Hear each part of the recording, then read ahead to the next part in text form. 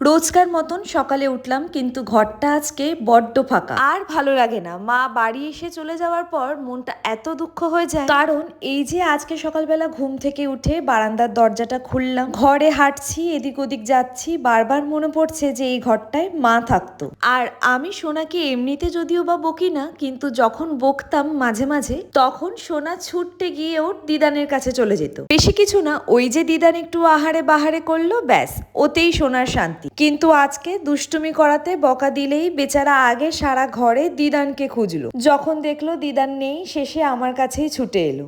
আর আজকে সকাল থেকেই ছিল প্রচুর কাজ। পরপর প্রত্যেকদিন বৃষ্টি হয়েছিল বলে অনেকগুলো জামা কাপড় জমে গিয়েছিল। ঘুম থেকে উঠে যেই দেখলাম বারান্দায় এত সুন্দর রোদ্দুর উঠেছে, তাই জন্যই সব জামাগুলো কাচতে দিয়ে দিলাম।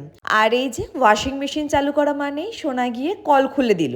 সোনা একা একাই ওয়াশিং মেশিনের পাইপটা লাগাবে। আর সারাদিনে একটা কাজ করতে গেলে কতবার আমার পায়ের সামনে এই গাড়িটা পড়বে তার নেই ঠিক ঠিকানা। বারবার গাড়ি সরাও, সোনাকে সরাও, কুশন সরাও, তারপর এক একটা কাজ করো। গাড়িটা 6 মাস আগে কিনেছি, তখন সোনা গাড়িটা চালাতে পারতো না। এখন গাড়িটা নিয়েই সোনা মোটামুটি থাকে। সকালে ব্রেকফাস্ট হয়ে গেছে, এখন চালটা ধুয়ে ভাতটা বসিয়ে দিচ্ছি। আর আজকে দুপুরে করব ভাত, ডাল, উচ্ছে আলু চচ্চড়ি আর আলু বেগুন কাঁচকলা দিয়ে মাছের ঝোল।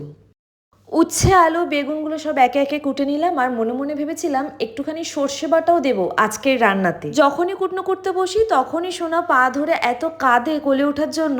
আমার এত তখন কষ্ট হয় যে আর কিছু রান্না করতেই ভালো লাগে না। রান্না করবো বলে খুন্তি খুঁজে পাচ্ছি না, খুন্তি ওর খেলনার জায়গায় পাওয়া গেল। আর রান্নাঘরে আসতে গিয়ে আবার গাড়ি, আবার কুশন। এরই মধ্যে ওকে কোলে নিয়ে একটুখানি ওর সাথে খেলছিলাম। আর এখন ভাত আর উচ্ছেটা বসিয়ে দিয়েছি।